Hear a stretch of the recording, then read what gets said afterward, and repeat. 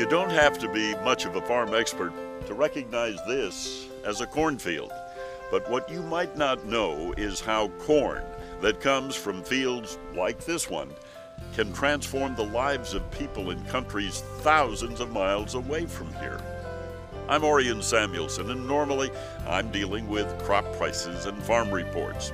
But the report I have today is about what happens when people designate the proceeds of their harvest to the Foods Resource Bank, a Christian-based initiative that helps fight hunger in some of the world's poorest communities, places like Nicaraguan, Guatemala, where Olga Romano Tumash has learned new ways to grow a sustainable food supply through a program funded by Foods Resource Bank and administered by Church World Service and a local partner, the Conference of Evangelical Churches of Guatemala.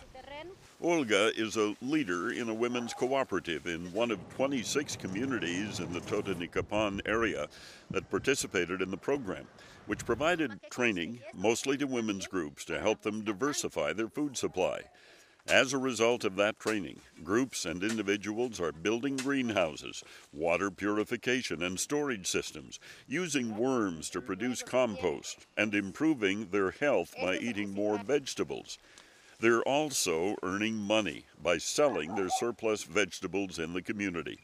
Like others in the program, Olga has a tire garden and collects waste from her rabbits to use as a natural herbicide and organic fertilizer for her garden.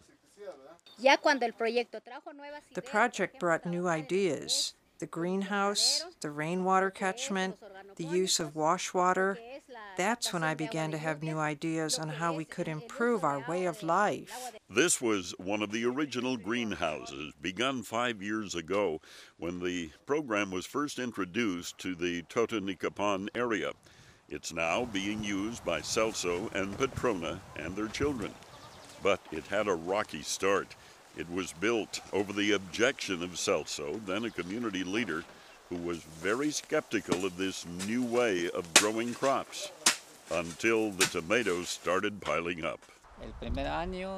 The first year we got 3 bags, and then the second year it increased a little. We got around 4 bags. By the 5th year, the production had increased threefold. Eventually, the greenhouse produced enough tomatoes that he and his wife had all they could use, with plenty to sell at the market. Celso was convinced and soon built a second greenhouse, complete with a cistern to catch rainwater from the roof. This program began with the women saying, we have to buy the tomatoes that we need in our food. We eat a lot of tomatoes here. How can you help us grow our own? Since she lives on the side of a steep mountain, Maria was advised to set up a 3-stage water purification system so that her wastewater could be cleaned up enough to use for her greenhouse.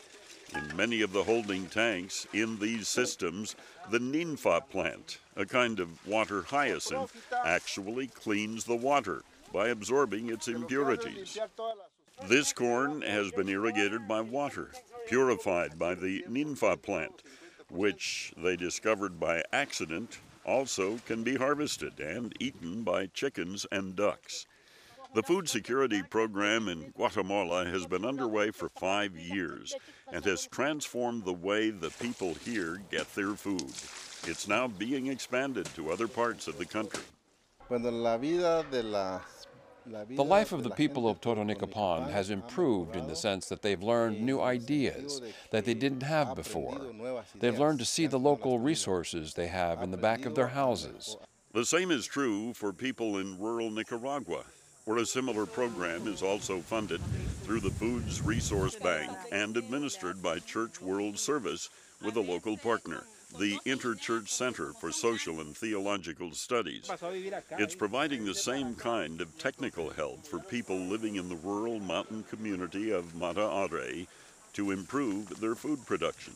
They trained us, they gave us workshops, they took us on experiences with other communities. Just a few years ago, this was a barren wasteland, and Regina was earning a meager living selling firewood. Now she can show visitors a field with 100 healthy banana plants and other fruit trees, the result of training she received through the program.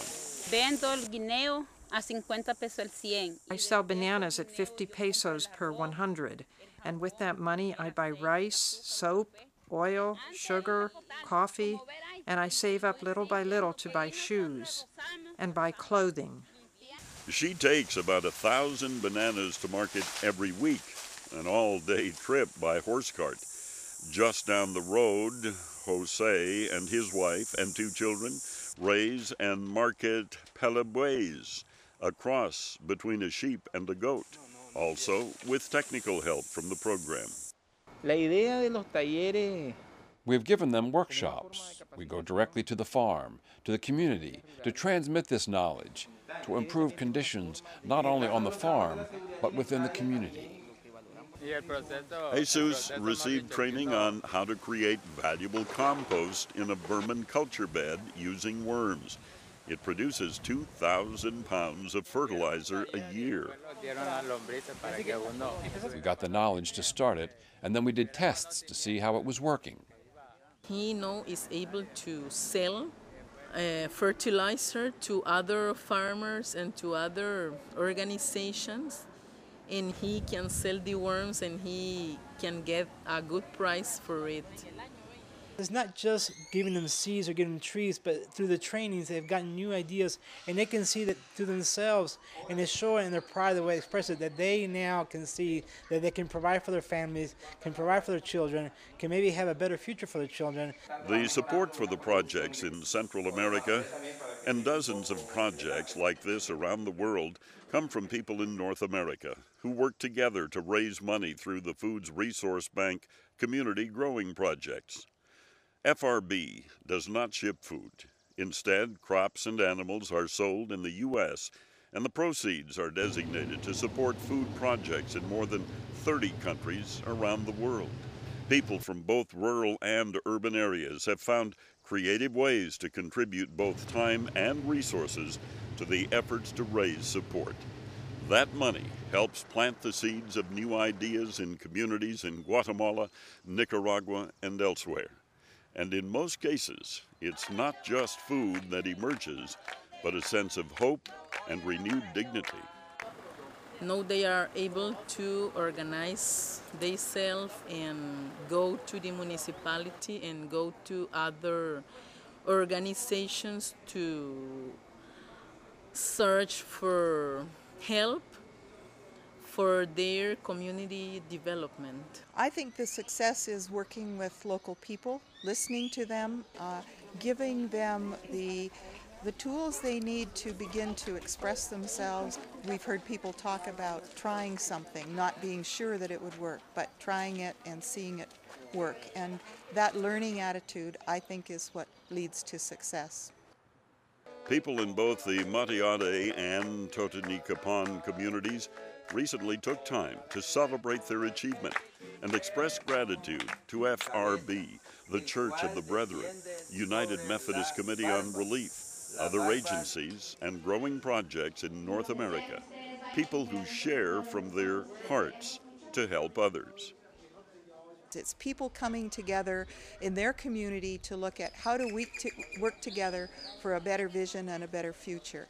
And so we're seeing that in healthier children, we're seeing that in more positive attitudes, more positive relationships that will build toward working together for better nutrition in the community and just a whole better well-being. The growing projects of Foods Resource Bank not only build community oceans away by equipping farmers and their neighbors with the resources to grow new crops, to improve their yields, to conserve resources, and reach new markets.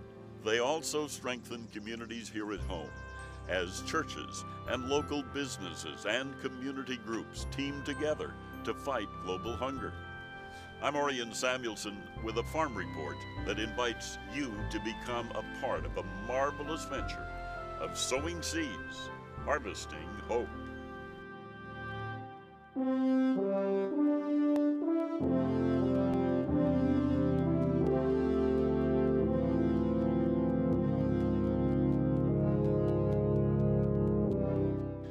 me, that's the most important part of the Foods Resource Bank program, the fact that it brings city people with farm people, builds bridges of understanding, does what we need to do to make agriculture meaningful in this country, and at the same time helping people overseas.